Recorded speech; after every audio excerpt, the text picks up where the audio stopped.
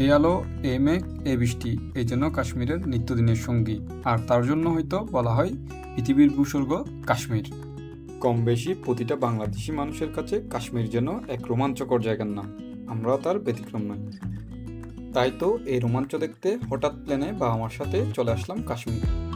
সবাইকে স্বাগতম জানাই আমার এই কাশ্মীর ভ্রমণ গল্পে। চলুন গল্পের শুরু থেকে করি। শুভ সকাল ইন্টারনেট। আপাতত আমরা আছি কাশ্মীরের শ্রীনগরে। এটা হচ্ছে শ্রীনগর এলাকা, আর আমরা এই হোটেলে ছিলাম, একটা প্রাইভেট হোমস্টে। আর আপাতত আমাদের গাড়ি হোমস্টের পার্কিং করা আছে। আমরা আপাতত এখান থেকে শ্রীনগর থেকে গুলমার্গে যাব। আমাদের যাত্রা এখান থেকে শুরু হচ্ছে কাশ্মীরের মূল জার্নি। চলুন দেখতে দেখতে আপনাদেরকেও দেখাই কীভাবে আমরা এই কাশ্মীরটা কভার করতেছি। Let's go. উনি হচ্ছেন আমাদের ফুল জার্নির ড্রাইভার। উনি মূলত আমাদেরকে 6 দিন 5 রাত এখানের সৌন্দর্য ঘুরে দেখাবে।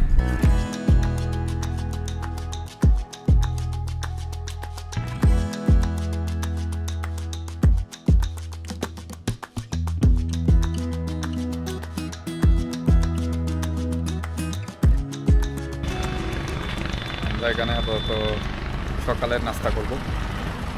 গ্রিন ভ্যালি দাবা দোকানের নাম। আর এখন 9:30 প্রায়। রোদ আছে, তার জন্য ঠান্ডা একটু কম, নাহলে তো ঠান্ডার পরিমাণ বেশি থাকতো।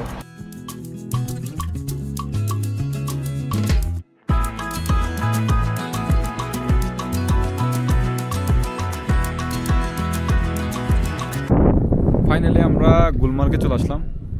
আমাদেরকে গাড়ি আমাদের এই জায়গাতে ড্রপ করে দিয়েছে। আর আপাতত এটা হচ্ছে মন্দির, শিব মন্দির।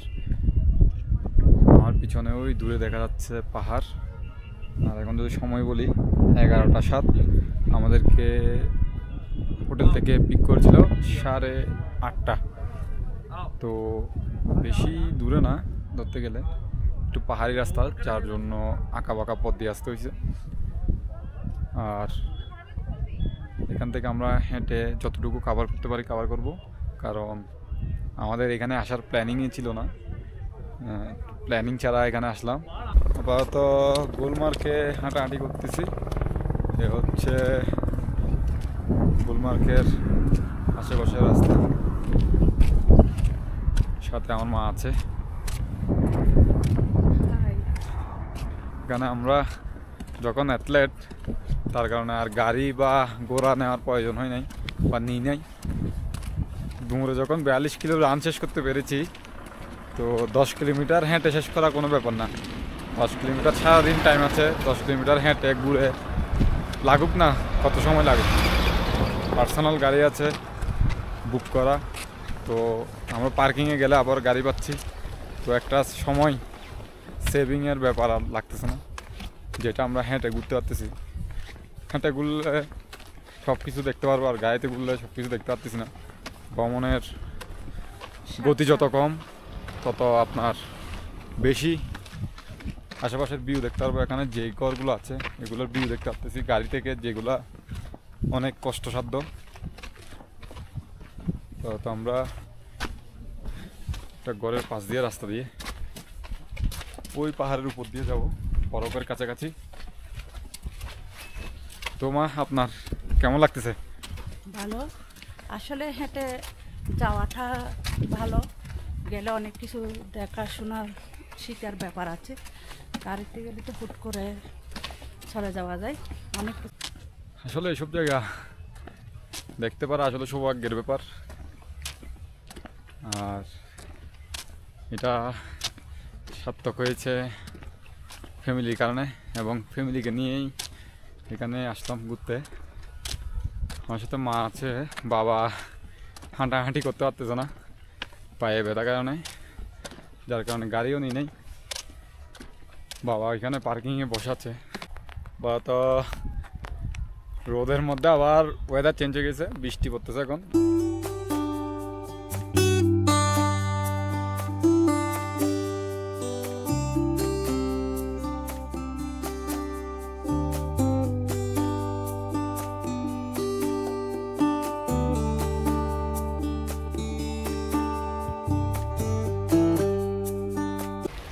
আপাতত আমরা প্রায় 5 কিলোমিটারের মতো হেঁটে এসব জায়গা ঘুরতেছি। এর পিছনে বরফ, এখানে একটু ফ্রেশ বরফ আছে, মানে আপনার ধরতে গেলে অনেক পরিষ্কার। কিছু কিছু জায়গায় আরও কিছু জায়গায় বরফ ছিল, আহামরি পরিষ্কার ছিল না। এগুলা মানে লোকালয় থেকে কাছে হওয়ার কারণে, মানে ট্যুরিস্ট যেখানে গাড়ি ছেড়ে দেয় ওইখান থেকে কাছে হওয়ার কারণে এগুলো একটু ময়লা হয়ে গেছে। এগুলো একটু 5 কিলোমিটার দূরে এসে এগুলো পেলাম, অনেক পরিষ্কার আছে, আমরা সন্তুষ্ট এই বরফে। তারপরে আমরা একটা গ্রামে দিকে যাব, প্রায় 10 কিলোমিটার হবে আসা যাওয়া, দেখি ওইটাও কভার করার চিন্তাভাবনা আছে পায়ে হেঁটেই। আমি বলবো এরকম লোকাল প্লেসগুলো আসলে 10-15 কিলোমিটার কোনো ব্যাপারই না। আপনি যখন গাড়ি রিজার্ভ নিয়ে আসতেছেন, আপনি যাবেন বসে, আসবেন বসে, 15 কিলোমিটার ডেলি হাঁটাই যায় আমার মনে হয়। তো হেঁটে দেখাটাই শ্রেয়, কারণ আপনার মানি সংকট বা মানি কম থাকলে, টাকা কম থাকলে এই পথটা অবশ্যই বেছে নিতে হবে আমাদের মতো। তারপরেও আমরা যা দেখতেছি তা টাকা খরচ করে যারা ঘুরতেছে তারা হয়তো দেখতে পারবে না। আমরা যা ফিল নিচ্ছি, প্রতিটা রাস্তা হেঁটে হেঁটে, প্রতিটা গাছ দেখে দেখে, প্রতিটা পাহাড় দেখে দেখে হাঁটতেছি। আর এখানের আবহাওয়ার কোনো গ্যারান্টি নেই বললেই চলে। কিছুক্ষণ ঠান্ডা, কিছুক্ষণ গরম, মানে রোদ উঠলে একটু গরম লাগে, এই আবার রোদ, আবার বৃষ্টি, এই অবস্থা চলতেছে। আমরা যাচ্ছি এখন স্ট্রবেরি ভ্যালি, ওই দূরে দেখাচ্ছে, ওইখানে যেতে হবে, প্রায় 1 কিলোমিটার আছে এখান থেকে। আর আমরা ওই মোড় থেকে মূলত রোড চেঞ্জ করেছি। অলরেডি আমাদের হাঁটা 7 কিলোমিটারের বেশি হয়ে গিয়েছে, যদিও আমি স্ট্রাভাতে রেকর্ড করতে পারি নাই। ছবি তুলতেছি, আবার অফ করতেছি, ছবি তুলতেছি, যার কারণে একটু মিস হচ্ছে। বাট প্রায় 7 কিলোমিটারের থেকেও বেশি হাঁটা শেষ। বলতো আমরা ওই জায়গায় যাব। হাঁটতে হাঁটতে জীবনানন্দ দাশের একটা কবিতার কথা মনে পড়ে গেল। বলছে, হাঁটতে হাঁটতে মানুষ কত দূর যেতে পারে একাকী। আমি তো আর একা নই, আমার সাথে মা আছে। তো মার সাথে হেঁটে হেঁটে কত দূর যেতে পারে দেখি। আপাতত হাঁটতে হাঁটতে আমরা স্ট্রবেরি ভ্যালির দিকেই আগাচ্ছি, এটাই হচ্ছে গন্তব্য। আরও কত দূর আমাদের গন্তব্য তো জানা আছে, আপাতত বাকি গন্তব্য কতটুকু যেতে পারি দেখি। আর পিছনে হচ্ছে সেই বরফ, যা দেখার জন্য মানুষের অধিক আগ্রহ নিয়ে আসে। আর এ হচ্ছে এখানের ভিউ, বলে বোঝানোর মতো না ভাই। এখানে কমিউনিকেশন ল্যাঙ্গুয়েজটা একটু সমস্যা, হিন্দি ভাষা তো সম্পূর্ণ আসে না, তারপরও মোটামুটি চলা যায় মতো হিন্দি বলতে পারি আর কি। তো তা দিয়ে মোটামুটি কাজ চালাতে হয় এখানে। যদি হিন্দি ভাষা প্রপার জানি তাহলে আরও ডিটেলসে এই জিনিসগুলো ঘোরা যায়। তো হিন্দি ভাষা তো সেভাবে আয়ত্ত করতে পারিনি এখনও, কিন্তু একবার যখন আসলাম, আমার ফার্স্ট টাইমে কাশ্মীর ভ্রমণ, ইন্ডিয়ার ফার্স্ট টাইমে কাশ্মীর ভ্রমণ। আশা করি হিন্দি আরও ভালো হয়ে যাবে। আসলে ল্যাঙ্গুয়েজ জানলে কোনো জায়গায় সমস্যা হয় না, প্রতিটা জায়গার ল্যাঙ্গুয়েজ মোটামুটি ধারণা রাখা দরকার। আর একটা ল্যাঙ্গুয়েজ জানা উচিত। আমরা তো বাংলা আর মোটামুটি ইংলিশ ছাড়া আর তেমন কিছু পারি না ধরতে গেলে। তো বাকি ল্যাঙ্গুয়েজগুলো আমাদের সাব কান্ট্রি যেগুলো আছে, ওইগুলো আশেপাশের ল্যাঙ্গুয়েজগুলো জানা উচিত আমাদের। জানলে মোটামুটি ঘোরার সময় একটু হেল্প হয়, মোটামুটি জানলে মোটামুটি নিজের কাজগুলো চালানো যায়। নাহলে এখানে কমিউনিকেশন স্কিল গ্যাপ হলে অনেক কিছু না দেখে, অনেক কিছু না জেনে চলে যাইতে হয়। আর আপাতত আমরা প্রায় কাছাকাছি। আর এই পাশে হচ্ছে আমার একটা নদী, বরফগোলা পানি সব আসতেছে, কোনো বৃষ্টির পানি না, এটা সব ওই পিছনের পাহাড় থেকে বরফগোলা পানি এসে এই নদীর সৃষ্টি। সব প্ল্যানিং ছাড়া কোনো, আমরা জাস্ট যখন ইন্ডিয়া আসবো তখন বলতেছিলাম যে কাশ্মীরে আসা যায় কি না। আসবো বলে কোনো কাপড় নিই না, এক্সট্রা কোনো জিনিস নিই নাই, এখানে আসতে হলে আপনার একটু ভালো জুতা আনতে হয়, তারপর জ্যাকেট আনতে হয়, মাস্ক, তারপর যা যা ঠান্ডা লাগলে যা যা দরকার হয় মোটামুটি সব আনতে হয়। কিন্তু আমাদের কোনো প্ল্যানিংই ছিল না। আমরা যখন কলকাতা আসি, কলকাতা থেকে আমরা আগ্রা গিয়েছিলাম, আগ্রা থেকে দিল্লি থেকে আমরা আসছি এখানে। তো আমরা যখন আগ্রা আসলাম, তো আমরা বলতেছি আগ্রা থেকে আর 1000 কিলোমিটার দূরে কাশ্মীর, কেন নয় আমরা কাশ্মীর ঘুরতে যাই। এবং ফ্যামিলিও সাথে আছে। আমি বাবাকে বললাম, বাবা বলতেছে যে টাকা পয়সা তো তেমন বেশি নেই। আমি বলতেছি যা হবে হবে, চলো ঘুরে আসি, দেখা যাক কী হয়। কোনো প্ল্যানিং ছাড়া, টাকা পয়সা কম, এখনও ধরতে গেলে মানে রিস্ক, মানে টাকা এত কম যে অনেক সেভ করে চলতে হচ্ছে, যা বলে বোঝানোর মতো না। ট্রাভেল এজন্যই সুন্দর, আপনাকে শেখাবে কিভাবে কম খরচ করে কিভাবে সার্ভাইভ করতে হয়, কিভাবে আপনার বিরূপ আবহাওয়াতে সার্ভাইভ করতে হয়, কিভাবে আপনার খারাপ সময়ে ভালোভাবে চলাফেরা করতে হয়। এই হচ্ছে ট্রাভেলের মজা। অনেক কিছু শেখায় আসলে, যা রিয়েল লাইফে আপনি শিখতে পারবেন না, যেগুলো আপনার ঘরের মধ্যে, ঘরের আশপাশে থেকে, ঘরের আশপাশ থেকে ট্যুরিস্ট স্পটে গিয়ে বা 200-100 কিলোমিটার ট্যুরিস্ট স্পটে গিয়ে এগুলো শেখা যায় না। একটু ঘরের কমফোর্ট জোন থেকে বের হয়ে আসলে এই জায়গাগুলোতে আসলে মানে নিজে কতটুকু অ্যাবিলিটিপূর্ণ তা বোঝা যায়, নিজে কতটুকু জানি, নিজে কতটুকু অর্জন করেছি লাইফে, তা মোটামুটি এই ট্রাভেলসের মাধ্যমে জানা যায়। হাঁটতে হাঁটতে চলে আসলাম স্ট্রবেরি ভ্যালি। এটা হচ্ছে স্ট্রবেরি উপত্যকা, আর অনেক সুন্দর। আসলে ঋতুতে এক এক ভিউ। এখানে আপনার প্রতিটা মাসেই এক চেঞ্জ হয়। আমরা যে মাসটায় আসলাম অ্যাভারেজ, মানে আপনার সব কিছু মোটামুটি আপনার ফুলফিল হবে। এই মাসে আসলে আপনার মোটামুটি বলা যায় সব কিছু ভালো আবহাওয়া থাকে, ঠান্ডা কম থাকে। তো আমরা যখন বাংলাদেশে থাকি, তো বাংলাদেশের টেম্পারেচার প্রায় ধরেন 35-36, তো এখানে -9। আমাদের শীতকালেও -9 পাই না। আমরা চট্টগ্রাম থেকে বিলং করি, যার কারণে আমাদের টেম্পারেচার থাকে 12-13, এর থেকে বেশি না। তো আমাদেরকে এখানে 9 টেম্পারেচার অনেক কষ্ট হচ্ছে, বাট তারপরও হাঁটতেছি যখন ঠান্ডাটা এত বেশি অনুভব হচ্ছে না। এটা একটা মূল বেনিফিট হাঁটার। আর পিছনে যদি দেখাই, সাদা পাহাড়, আর এ পাশে হচ্ছে গ্রিন। এখানে এখন আস্তে আস্তে গ্রিনারি হচ্ছে, আস্তে আস্তে আর গ্রিনারি হবে 1 মাস ধরে, তারপর আবার আস্তে আস্তে গ্রিনারি শেষ হয়ে যাবে বরফের কারণে। বরফ পড়লে সবুজ নষ্ট হয়ে যায়, সবুজ চলে যায়। তো এখানে কিছু পিকচার নিব মার সাথে। আমার বাবাকে আসতে বলেছিলাম, বাবা এখনও হাঁটার জন্য প্রস্তুত না, হাঁটতে পারতেছে না। একটু হেলদি হওয়ার কারণে বড় সমস্যা।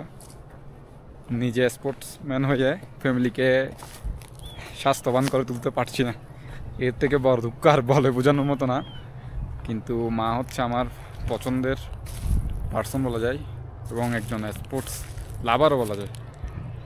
শৈশবের প্রচুর দুরন্তপনা ছিল আমার মায়ের। তো এই এখানে কিছু ছবি তুলবো। মা, কিছু বলো, এখানে এসে কেমন লাগতেছে বা হেঁটে কেমন লাগতেছে? ভালো লাগতেছে।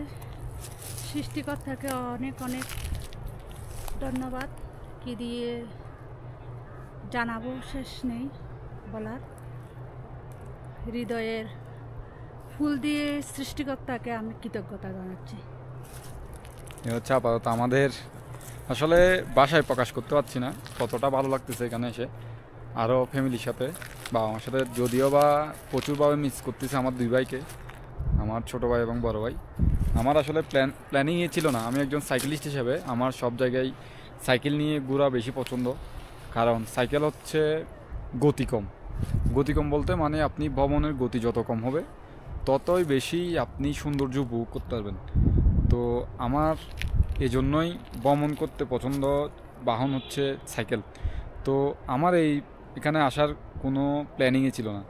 তো প্ল্যানিং ছিল ভাইয়ের বলতে গেলে ভিসা হয়নি, বাংলাদেশ থেকে ইন্ডিয়ান ভিসা যেটা নিতে হয়, মানে স্বাভাবিক টাইমে যেটাতে পাওয়ার কথা সেটা আসেনি আসলে। যা আমার ভিসা লাগানো ছিল, কারণ আমি আর কিছুদিন পর হয়তোবা মেঘালয় যাব, আমাদের বাংলাদেশ থেকে অনেক কাছে মেঘালয় যাওয়ার প্ল্যানিং ছিল, সেই জন্য আমার ভিসা অনেক আগেই করানো হয়েছিল।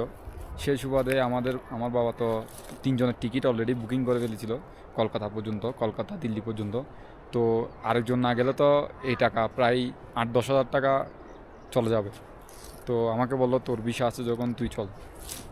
তো সেই সুবাদে চলে আসা, না হলে আমার বড় ভাই এই সৌন্দর্য দেখতে পারতো।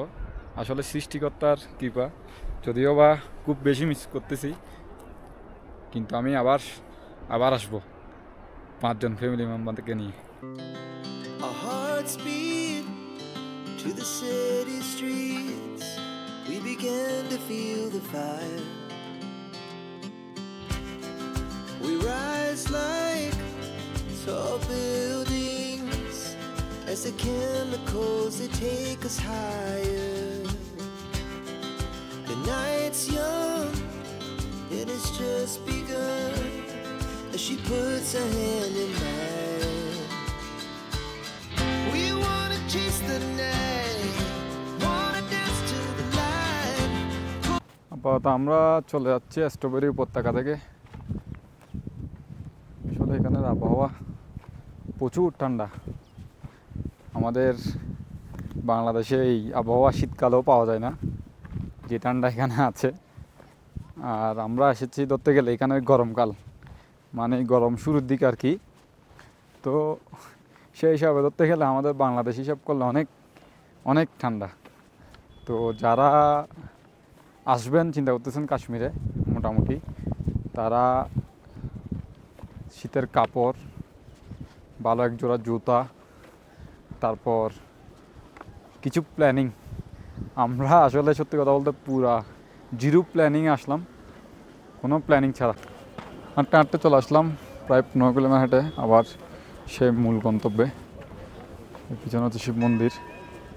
আপাতত আমরা এখন আছি গুলমার্গের লাভ পয়েন্টে। আমার পিছনে হচ্ছে লাভ পয়েন্ট, ক্যামেরাতে ছোট আসতেছে যদিও। এই হচ্ছে লাভ পয়েন্ট। আর কিছুক্ষণ আগেই বৃষ্টি হয়েছে, আবার রোদ। আপাতত গুলমার্গ থেকে বিদায় নেওয়ার পালা। এত সুন্দর জায়গা ছেড়ে যাবো এখন শ্রীনগরে। এই হচ্ছে আমাদের গাড়ি দাঁড়িয়ে আছে, যাত্রা এখান থেকে আবার শ্রীনগরের উদ্দেশ্যে। চলুন।